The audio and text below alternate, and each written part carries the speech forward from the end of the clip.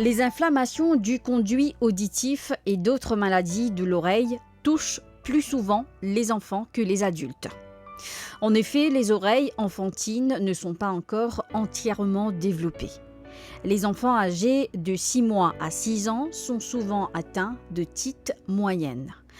Leur trompe d'Eustache, encore courte, enfle, ce qui entraîne des problèmes de pression dans l'oreille et d'évacuation des liquides. L'otite séromuqueuse est une autre maladie infantile commune pouvant se répercuter sur l'audition. Du liquide s'accumule dans l'oreille moyenne. Dans de nouveaux cas, cela mène à une diminution de la capacité auditive. D'autres symptômes de l'otite séromuqueuse sont une sensation de pression, des vertiges ou des maux de tête. Avant tout, nous allons regarder un petit coup l'anatomie de l'oreille. Donc, on a l'oreille externe, l'oreille moyenne et l'oreille interne. Okay.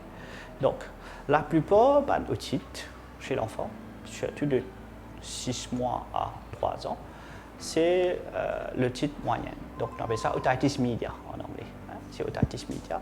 Et là, il y a beaucoup d'admissions qui nous gagnent avec sa diagnose là, hein, c'est l'otite moyenne.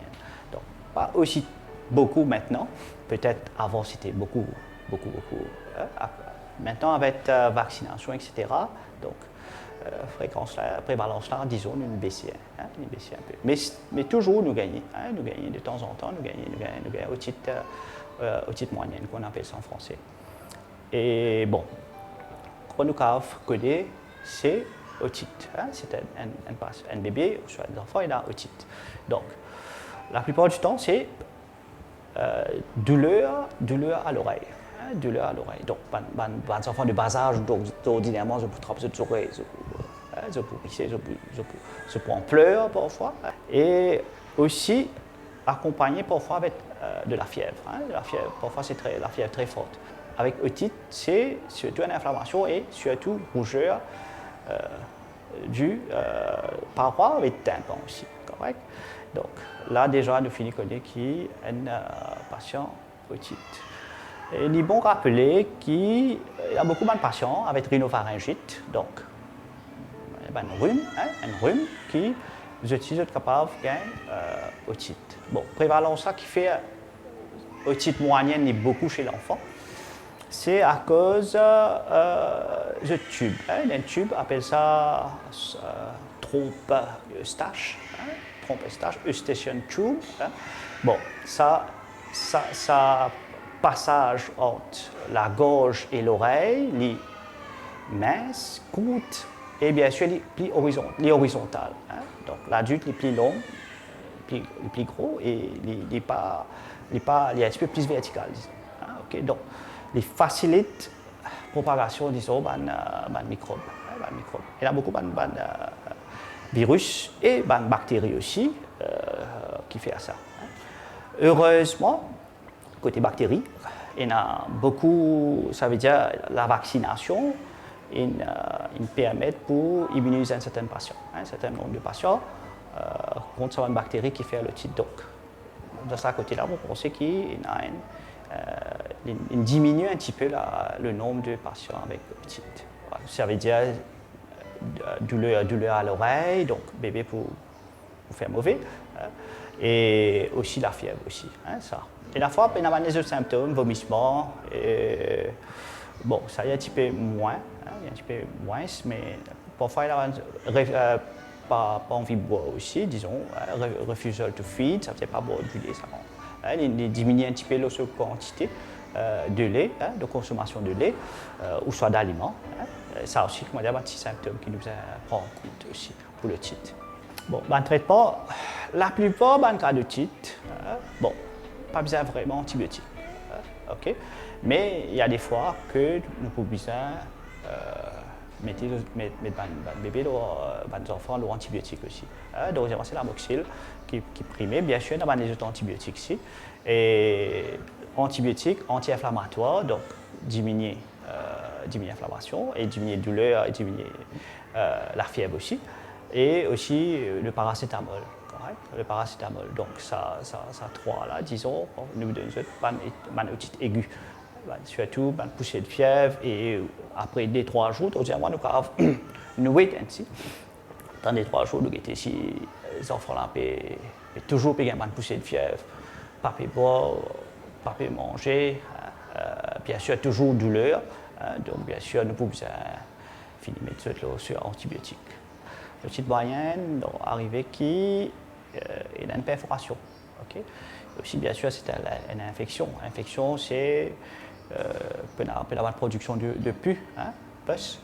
Et bon, là, bien sûr, ça, c'est le place que les plus sortis, c'est bien sûr à l'extérieur. Hein, à l'extérieur. Donc, ça va pas sur là, donc d'abord, nous regarde l'oreille et nous mettons. La plupart nous mettons l'antibiotique, hein, parce que bien sûr, nous avons traité, hein, comme traitement, nous avons mis un antibiotique. Et bon, si cas-là assez compliqué, disons, hein, dépend de perforation qui grossit aussi. Bon, là, nous avons référé avec un spécialiste ORL. Hein. Avec les temps, nous avons arrêté un petit coup, nous avons arrêté les oreilles aussi, nous avons arrêté un petit coup sur le tempo comment il était. Et la plupart du temps, c'est le tempo-là, je heal pour eux-mêmes, hein, je heal pour eux-mêmes. Et ça, bon, bien sûr, nous avons fait un suivi, hein, avec ça, juste pour être sûr qu'il est tout correct chez l'enfant, puis il n'y a aucun problème. Hein. Le côté hearing, hein, le côté hearing.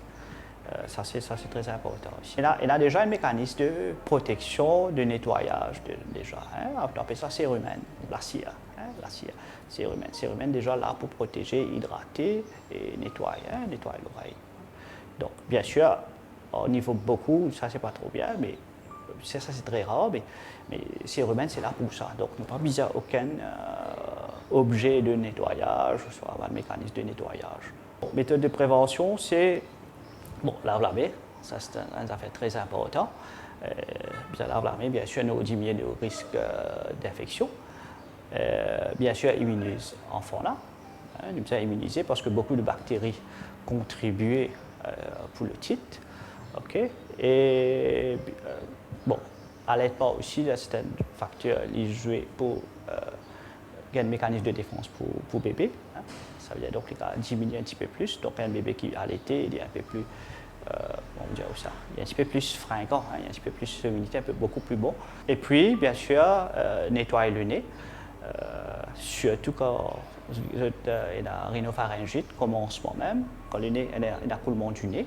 Et bon, ça nettoie le nez régulièrement, débouche le nez, et bien sûr, fait lavage, hein, un lavage qui tire seulement de sécrétion-là. Bien sûr, elle a diminué le risque de rhinopharyngite, et bien sûr, quand elle diminue le risque, comment dire, pour faire otite aussi, il est beaucoup mieux pour l'enfant. Otite récurrent, et bon, nous devons faire attention que ce côté sur hearing aussi est important. Hein, ce côté sur hearing, donc parfois nous devons checker ce tympan et nous devons checker si hearing aussi ok, parce qu'il y a beaucoup de fois il y a beaucoup de speech delay, hein, bien sûr. Un enfant besoin tendre, capable de causer bien, hein, causer, donc c'est très important qu'il est tendu et bien sûr il répète sa son là. Donc, le côté là est très important qu'il nous guette ça aussi, hein, il guette ça côté hearing là, et bien sûr, les vides ensemble ensemble avec ce soin de traitement de titre aussi. Donc, il y a un suivi, ça c'est un suivi qu'il y a à faire, donc ça aussi de cet côté là, vous allez checker. Souvent, les enfants ressentent des douleurs à une seule oreille, mais cela n'est pas toujours le cas. Selon leur cause, ces douleurs peuvent s'accompagner de divers symptômes.